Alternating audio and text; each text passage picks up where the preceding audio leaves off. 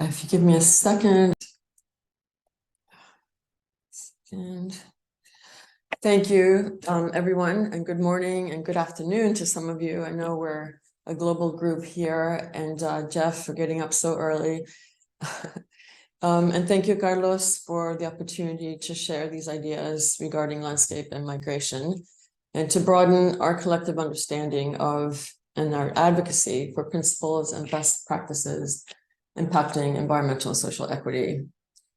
When we initially discussed notions pertaining to landscape and migration patterns, it was clear as a starting point that throughout history, diverse communities have moved or settled around the globe, often following geographical cues, forming innate relationships between the landscape and humankind. It seems to me that how people move through space and the significance of that journey across the land result in meaningful bonds that imprint the landscape and shape the social codes of any given community. Whether as nomads moving from one place to another, or as a sedentary community settling in a fixed location for prolonged periods or a lifetime, people have gravitated along the river's edge as one exemplar condition for today that manifests this exchange between region and folk. Water has offered a fountain of livelihood, drinking, fishing, bathing, and for irrigating crops. Water has also permitted the exportation of goods from one place to another along the water's course through vessels as one of the earliest means of transport. And here we see Rome. These natural and even intuitive practices of belonging with one's territory and with the deriving natural systems are today in a state of flux.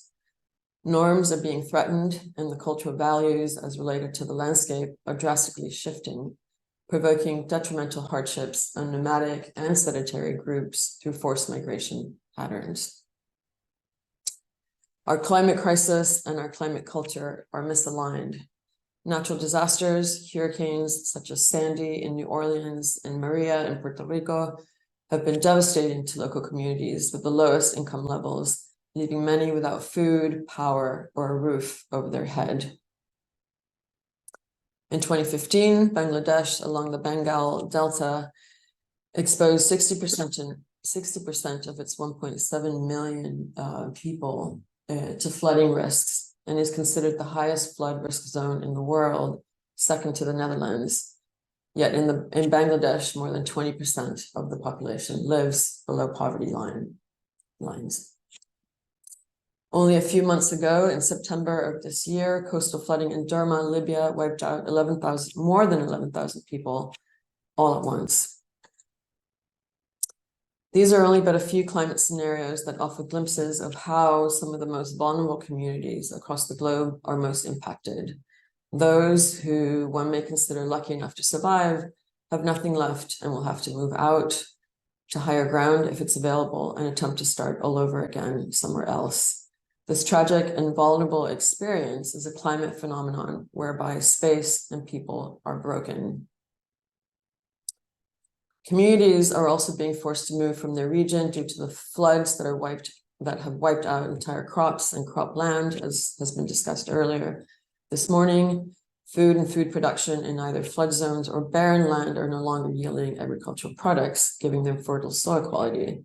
Simply put, the earth is either saturated and below several feet of water or inert from repeated monoculture crops for essential food, leaving the soil depleted and devoid of organic matter.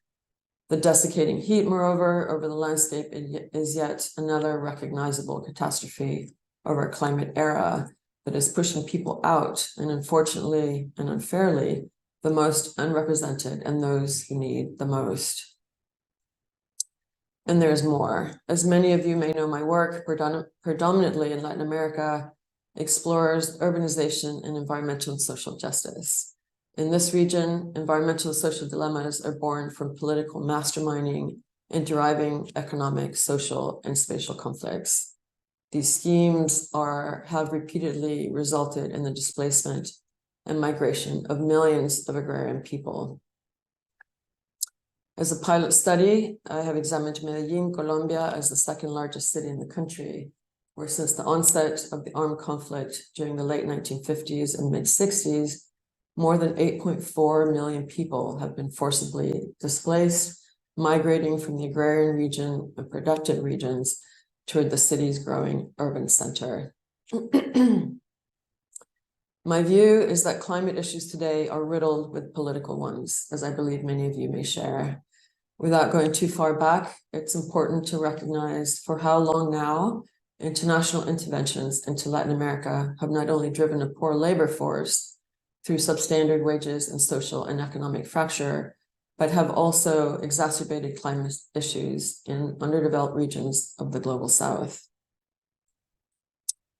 Specifically in the state of Antioquia alone, where Medellin lays deep across its glorious valley, surrounded by the Andes Mountains and bisected by the Aburrá or Medellin River, 1.5 million people were displaced between 1985 and 2020. This means that these local agricultural people living off the fertile slopes and connected to their mountain traditions have been forced to flee to the city center to avail the land for international consumption.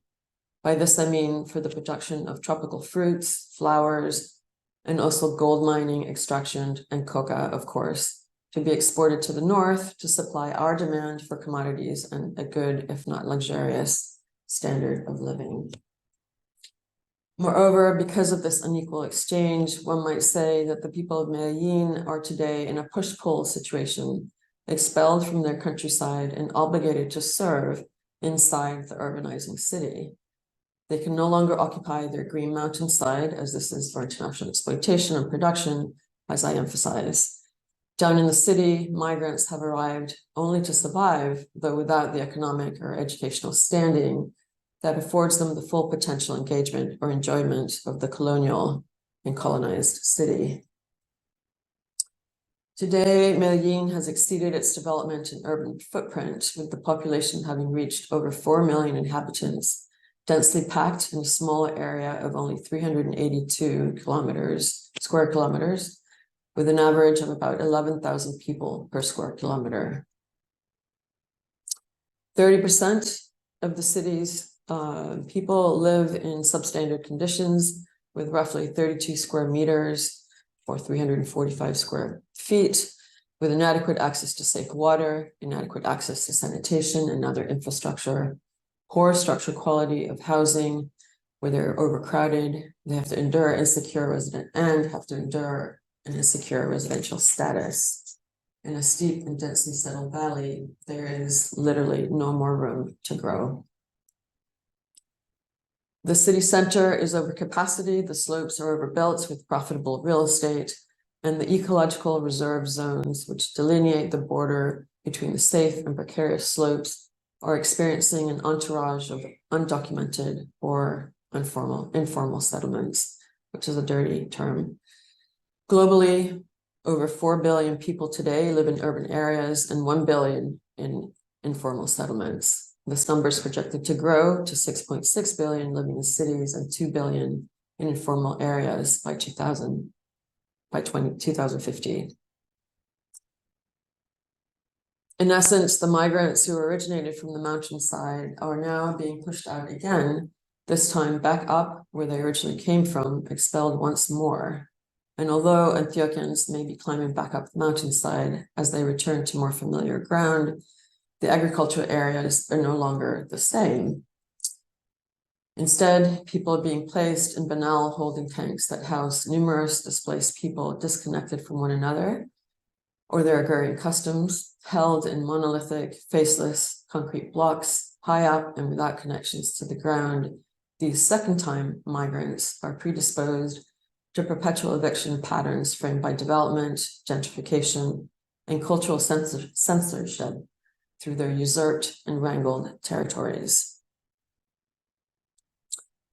The Medellin River aligning the valley has flooded not only due to its channelization dating back to 1950s, but since its revitalized river and public promenade project completed as recently as 2019. Given the dense urban footprint of the area, an overflowing river should come as no surprise. The intensive runoff from the steep valley, when combined with heavy development, inevitably results in a surcharge of water runoff that daylights at the river, rather than through the region's undulating landscape, its slopes, and natural hydrological pattern. From an ecological view, Medellin represents a predictable, albeit precarious situation due to its heavy development and the large quantity of impervious soils that are making the built slope susceptible to landslides.